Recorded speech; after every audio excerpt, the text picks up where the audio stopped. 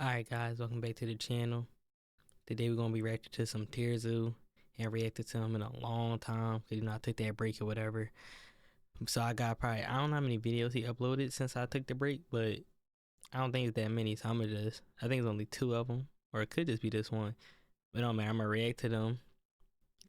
Get this one uploaded tomorrow. Then I'm gonna start going back to Lindsay Nicole videos, going through that. Then I'm gonna go to Casual Geographic channel, go through them Johns and try to figure out like what else to react to. Cause I want to get back into that war stuff I used to react to. Cause, oh man, I used to love reacting to history and stuff, that type of stuff right there. But yeah, if you got any recommendations on what you want me to watch, comment it down below. I go through it, see what I want to react to, and I react to it. But yeah, let's get into the video.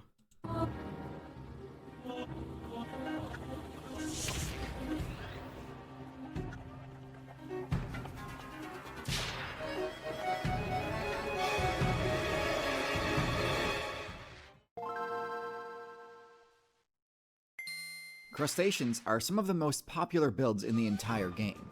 In fact, they're so popular that it's become sort of a meme that every player will eventually drop their current character and switch to being a crab main. Wow. But just how competitively viable are crustaceans really? Which unique abilities does the crustacean class make use of that enabled them to become such a resilient force across so many of the game's expansions and balance patches? And are they actually an optimal build choice in the current meta? Or are they just an easy-to-pilot, low-skill floor character? We'll discuss all this and more as we rank the most notable builds on the Crustacean tier list. This video was sponsored by GiveWell. Before we get into the tier list, let's first discuss the Crustacean faction's general game strategy, and the key abilities they use to accomplish it. Crustaceans are part of the larger faction of arthropods, and so crustaceans inherit all the main perks of the arthropod class. The most important one, of course, is their exoskeletal armor, which provides a huge defense boost. Given that most crustaceans have to contend with some of the most dangerous builds in the game, this extra protection is crucial to their viability. Their carapace, which is the thickest, sturdiest, and most important link in their armor, can block attacks from seabird beaks, fish jaws, and many of the other threats common in aquatic environments. It does, however, have the same weakness as all exoskeleton-type builds, which is that their defense stat drops drastically for a short time when leveling up. If their armor ever does fail them, this doesn't immediately mean game over. Crustaceans have the incredible ability to regenerate HP after taking damage, even being able to regrow entire limbs. So even something as devastating as losing a claw or a leg isn't something crustaceans can't recover from, and in fact can be the optimal play to distract an opponent and escape a fight. This ability makes crustaceans a very beginner-friendly build, as you can make a lot of mistakes and still progress through your playthrough relatively unhindered. Crustaceans also have uniquely specialized limbs that come to 2 points rather than 1. This makes it super straightforward to spec them into various different specialized opposable claws, which can be optimized for slicing, crushing, piercing, or grappling. I've said in the past that I think crustaceans are a broadly mid-tier class, and I think this still holds up. Crustaceans have a lot of interesting tools at their disposal, but due to their middle-of-the-road stat spread, they are constantly fighting an uphill battle against the many high-tier threats they need to contend with, and have to play things perfectly to not get run over in these matchups. So, let's see how the individual crustacean builds fare and get into the tier list. Starting us off in F tier, we have the Barnacle. The Barnacle is a crustacean build with an almost completely AFK strategy. As a barnacle larva, you find a spot and then attach to it and filter feed for the rest of your playthrough. Now, I'm not dunking on players who enjoy idle games. I'm a fan myself. However, this strategy does have some major flaws. Despite the fact that barnacles have the highest defense stat of any crustacean, the survivability of a barnacle is entirely contingent on their choice of parking space. Barnacles can attach to just about any surface, from ship hulls to cement walls, to whales and even other crustaceans. Choosing a spot on a non-living surface leaves the barnacle vulnerable to predators. As high as their defense stat may be, there are plenty of builds that are willing to invest in anti-shell defense abilities, like the acidic attacks of the starfish or the drilling attacks of the whelk snail, neither of which are uncommon on the reefs and coastlines that barnacles call home. But if they opt for a living host, which is easier said than done by the way, then their survivability is completely tied to the survival of their host. A tenuous gambit in a metagame as hostile as the ocean server. Whales are a pretty safe choice, but opportunities to secure real estate on a whale are few and far between. Much more likely you'll need to settle for property on the shell of another crustacean, which, as we'll see later on this list, is quite a gamble. Personally, I'd say if you want to play a mostly AFK marine build, opt for the scallop, as you'll still get to chill and filter feed most of the time, but can still escape if need be. Also in F tier, we have the shrimp. Now, shrimp are a super diverse group with a ton of interesting strategies, but in general, shrimp make very poor use of the crustacean build's unique abilities. Broadly speaking, shrimp have weak legs, no eye stalks, and small claws. No eye stalks might seem trivial, but eye stalks are actually a pretty useful ability, allowing a player to take cover in the sand or under the seabed while still remaining vigilant. Shrimp rely heavily on that same strategy, but because they cannot surveil their surroundings while hiding, a clever predator can easily just wait until they resurface and pick them off. Attacking a shrimp is also a lot less risky than attacking most crustaceans, as their damage-dealing abilities are far worse than the rest of the faction. The shrimp's scaled-down appendages are a trade-off meant to buff its mobility. Shrimps have spec'd into shorter, flatter legs that increase their aquatic movement speed in a way somewhat reminiscent of a fish's pelvic fins. This is a neat idea that means shrimp can freely swim rather than walking along the ocean floor. But in practice, this kind of just meant that shrimp ended up as the seahorses of the crustacean faction, a tankier but slower moving swimmer that can't adequately defend itself or evade attacks, so it gets bullied by every other nearby player.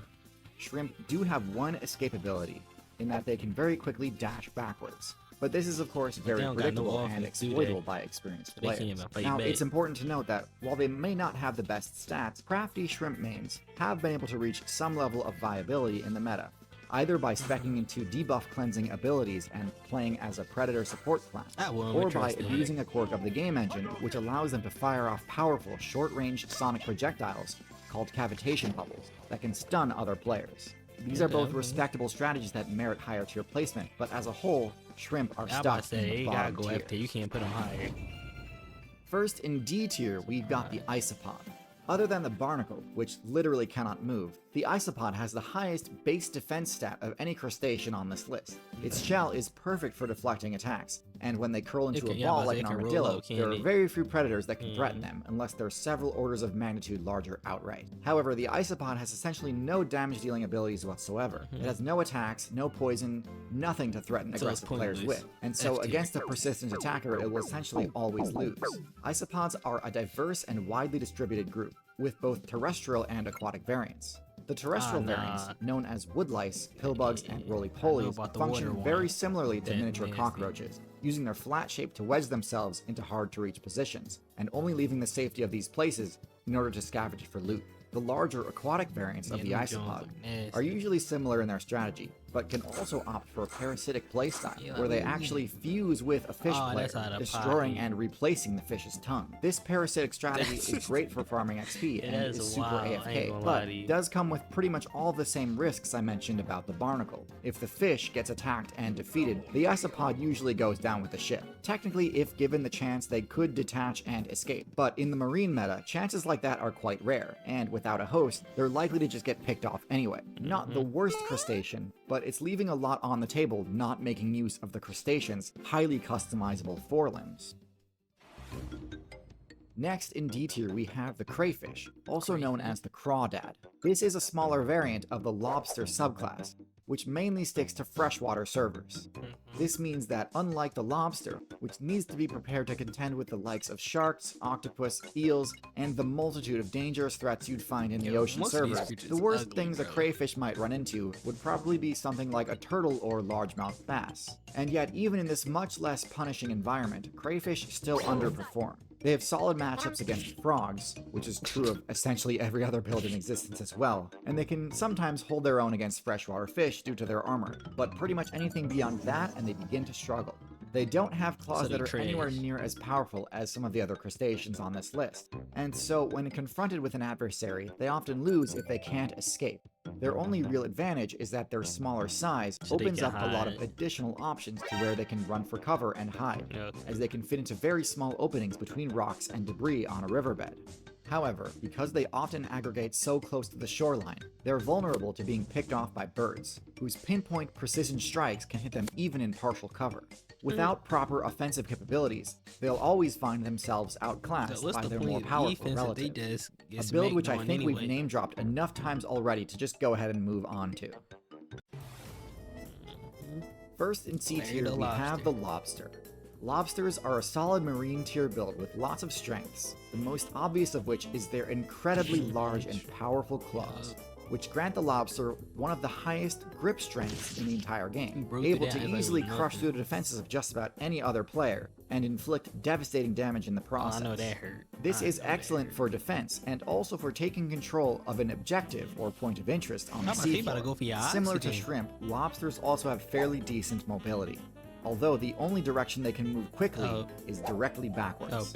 This is all quite solid. However, the lobster does have its own share of weaknesses in addition to the standard crustacean weaknesses. This backward mobility is fairly limiting, and means that attacking a lobster from behind often leaves them with very little counterplay options, as their claws cannot reach backwards, and if they try to use their burst mobility option, their only choice will be to move directly towards you, unless they slowly reposition themselves so that their back faces away from the threat. Now, this is in contrast to the next build on our list, which I think is a bit more versatile in its mobility. The lobster were really weak. Next in C tier, we finally arrive at the crab build. The poster child for the crustacean class, and one of the most reliable and consistent mid-tiers in the entire game. Crab claws are extremely customizable, able to be optimized for whatever best suits the current meta. Some spec into smaller, more precise claws that enable to capture small prey more easily. Some spec into sharp-edged claws used for slashing at soft-bodied opponents, such as cephalopods. And some opt for pointed claws, perfect for jabbing at pesky fish who can't mind their business. However, the thing that really sets crabs apart from other crustaceans is that they've opted not to spec into the pleon trait. The pleon is the rear abdomen seen on most other crustaceans we've discussed so far. It's the tail part which allows shrimp and lobsters to use that special burst mobility option. So they don't. The trade-off, though, is that the pleon vastly increases their hurt box and functions as a weak point. In order to have the flexibility required to give them that quick movement, it can't be as heavily armored as the rest of them. So while crayfish, shrimp, and lobsters fold pretty quickly when being attacked from behind, crabs can usually just shrug it off. However, just because they can't dash backward instantly like other crustaceans can, doesn't mean crabs are immobile. Instead, crabs focus on lateral mobility, which turns out is often much more useful for dodging attacks. They can quickly swim or dash to the left or right when needed. And although this might not be as impressive as the lobster's dash, it's still often enough to save their life anyway. Now, I don't want to give you the impression that I think crabs are at all overpowered. They still get bodied plenty, especially by builds that spec into high intelligence. But the strategy that goes into optimizing your character's hurt box is not something I think we should overlook, as that actually is a pretty high level play. First in B tier, we have the hermit crab. Now, unlike basic crabs, hermit crabs do have a pleon, which they need to protect by scavenging and equipping the shell of a defeated snail prey. Technically, this means they aren't true crabs. But what really matters is that this ability is busted. It allows them to match the defense stat of the barnacle while retaining their ability to move. And on top of all that, the shells themselves can be augmented with extra perks, courtesy of sea anemone players. And using this combo, hermit crabs can add a toxic sting to their defense too. I won't spend too much time on hermit crabs because I've already got a full video about them, but just understand that they've turned the main weakness of the false crab crustaceans into a major strength. The largest variant of the hermit crab, the coconut crab, can actually reach such giant sizes that it surpasses the need for a protective shell, since there's essentially nothing that's able to threaten it. And by dropping the heavy shell, they gain the ability to climb, which can allow them to even turn the tables on bird mains, which normally have an oppressive matchup against crustaceans. Next in B tier, we have the copepod. Now, this may seem like a weird inclusion on this tier list, as I usually don't discuss builds from the microbe weight class, but copepods really do deserve a mention. as they pretty much have the entire zooplankton metagame on lock. They're one of the most numerous builds in the entire game, and can survive almost anywhere due to a multitude of elemental resistances.